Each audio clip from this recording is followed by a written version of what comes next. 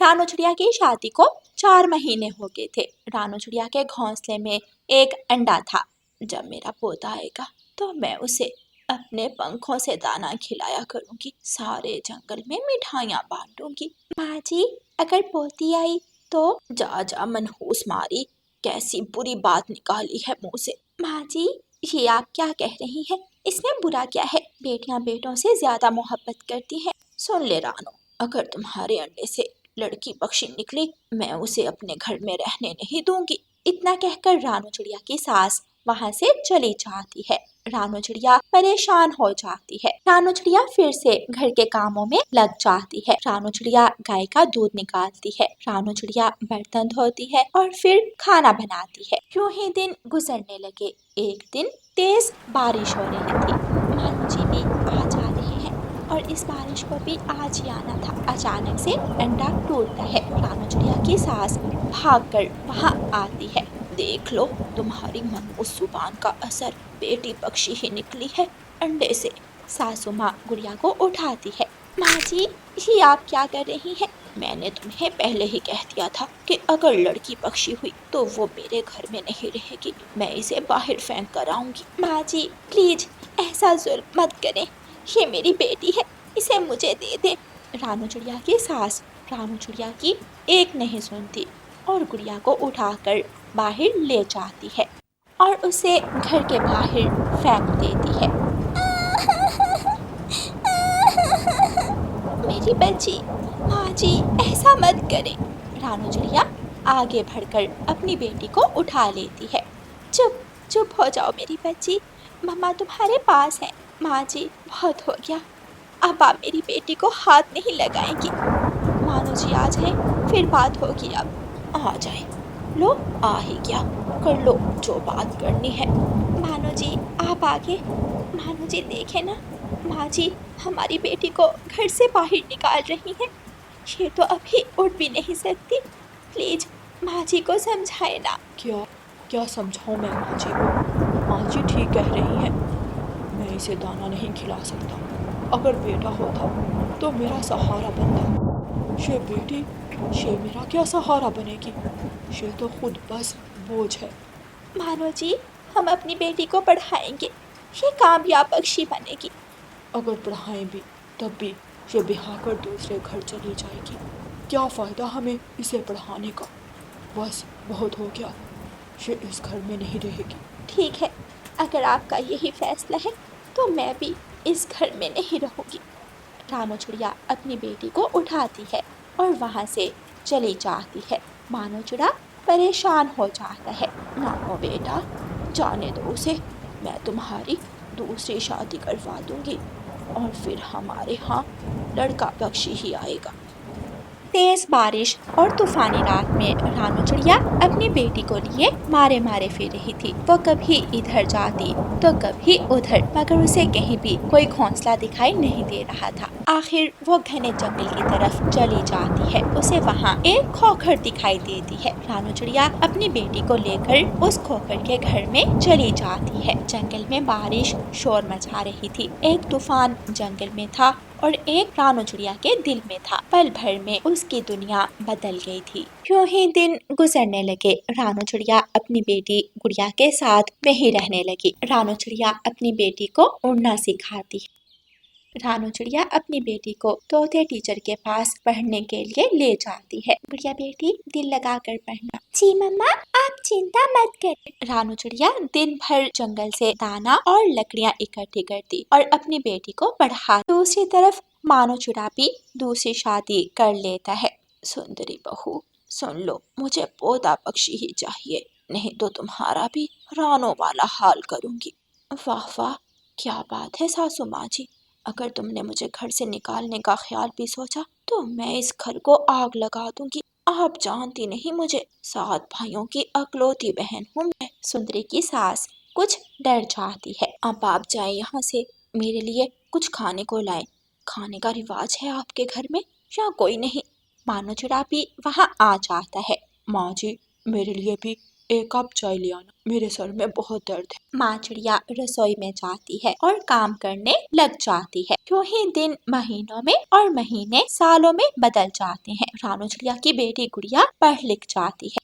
मानो चिड़िया के यहाँ भी एक बेटे पक्षी ने जन्म लिया था, जिसका नाम राजू था। सब राजू से बहुत ज्यादा प्यार करते थे। ये देखो राजू बेटा, तुम्हारी बॉल और ये तुम्हारी साइकिल।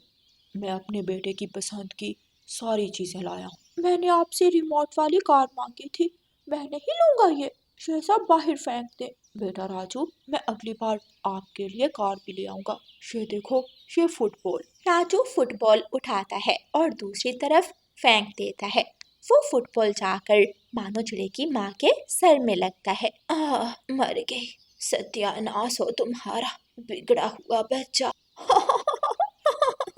राजू हंसते हुए घर से बाहर निकल जाता है। राजू सारा सारा दिन आवारा घूमता और किसी की बात ना सुनता। आहिस्ता आहिस्ता राजू जग्गू कव्वे के साथ दोस्ती कर लेता है और बीड़ी पीने लगता है। मम्मा मम्मा देखें, मेरी नौकरी लग गई। मम्मा, मैं डॉक्टर बुलबुल के साथ काम किया करूंगी। शाबाश मेरी बच्ची, तुम मेरा गर्व हो। तुमने साबित कर दिया बेटियां कभी बोझ नहीं होती। अगर उन्हें काबिल बनाया जाए तो वो भी माँ बाप का सहारा होती है। एक दिन मानो चिड़ा बीमार हो जाता है और वो राजू से कहता है, राजू राजू बेटा, मुझे दवा तो ला दो, मेरी तबीयत ठीक नहीं है। क्या मैं इतना ही फारुक हूँ जो आपको लेकर जगह जगह फिरता रहूं? मुझे और भी काम है, आप खुद चले जाएं।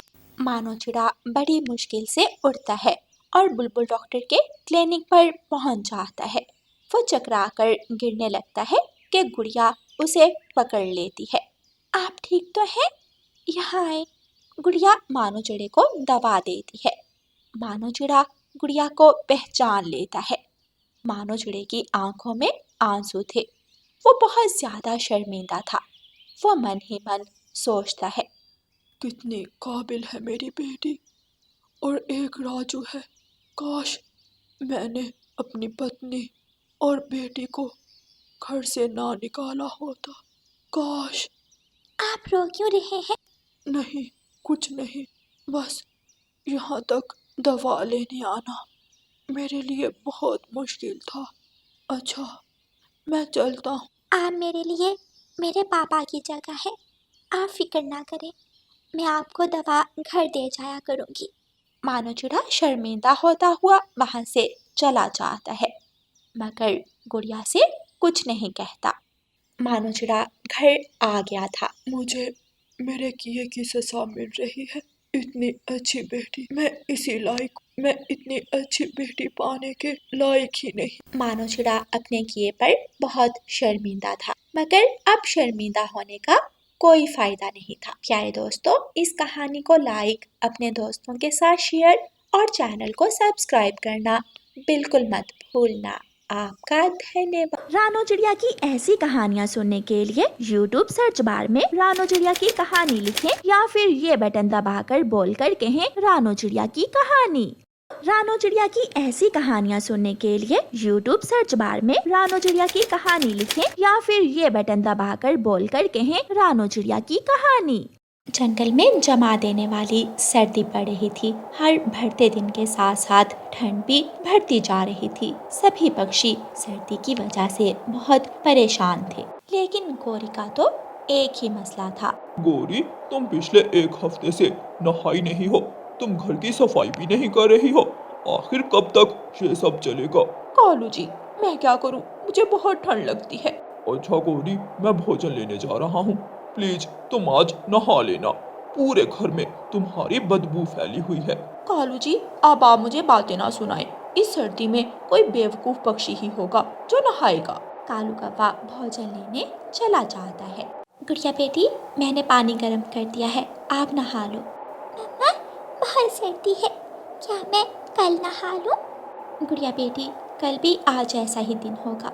मम्मा, लेकिन आज बहुत सर्दी है, हीटर के सामने से उठने का दिल नहीं कर रहा। गुड़िया बेटी, आपको पता है, बहुत पहले आपके जैसी एक चिड़िया पक्षी थी। वो सर्दियों में नहाती नहीं थी। मम्मा, फिर उस चिड़िया पक्षी के साथ क्या हुआ? फिर क्या, एक दिन वो अपनी बदबू सूंघ सूंघ कर ही मर गई। गुड़िया अपनी मम्मा की कहानी सुनकर डर जाती है। नहीं नहीं मम्मा, मैं तो नहाऊंगी। मैं नहाने जा रही हूँ, फिर मैं हीटर के सामने आकर बैठ जाऊंगी। रानू चिड़िया मन ही मन हंसने लगती है। हाँ गुड़िया बेटी, आप नहा लो। मैं लूसी आंटी के घर जा रही हूँ। अगर उनके घर से गाजर मिल गई तो अपनी बेटी को गाजर का हलवा बना कर दूंगी। रानू चिड़िया गाजर लेने लूसी कबूतरी के घर जा रही थी कि रास्ते में उसे कालू कौवा मिलता है। कैसे हो आप कालू भैया? ये चिड़िया कितनी चमक रही है और साफ सुथरी है। एक मेरी पत्नी है, एक हफ्ते से नहाई नहीं है। कालू कौवा चिड़िया को देखकर मन ही मन में ये सब सोच रहा था।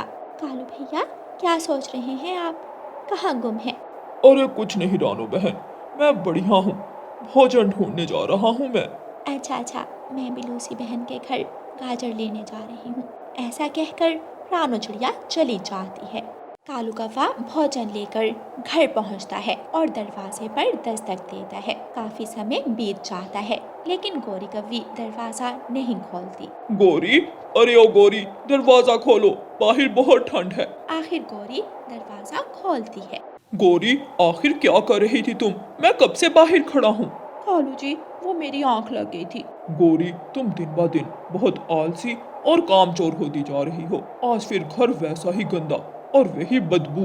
कालू, अगर तुम्हें घर इतना ही गंदा लग रहा है तो खुद सफाई कर लो। इस ठंड में मुझसे नहीं होती सफाई। कालू कौवा कोई जवाब नहीं देता क्योंकि गोरी को कुछ भी कहना बेकार था। अगली सुबह कालू कौवा गोरी कौवी से कहता है, गोरी प्लीज आज नहा लेना और घर की सफाई कर लेना। कालू ऐसा कहकर चला जाता है। थोड़ी देर बाद गोरी कौवी के दरवाजे पर दस्तक होती है। कौन है? बाहर से रानू चिड़िया की आवाज आती है। गोरी बहन, मैं हूँ रानू। गोरी दरवाजा खोलती है। रानो, आ जाओ, अंदर आ जाओ। नहीं गोरी बहन, मैं बस ये हलवा देने आई थी, मैं जा रही हूँ। रानू चिड़िया गोरी कौवी को हलवा पकड़ाकर चली जाती है। ऐसा भी क्या देख लिया इस रानो ने जो अंदर नहीं आई?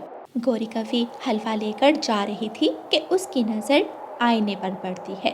गोरी देखती है कि उसका चेहरा पहले जैसा चमक नहीं रहा था। उसके पंख सूखे और जिल्द फटी हुई लग रही थी। सर्दी की वजह से वैसे ही जिल्द फट जाती है और ना नहाने से खुश्की और बढ़ जाती है। हाय, मैं मर गई।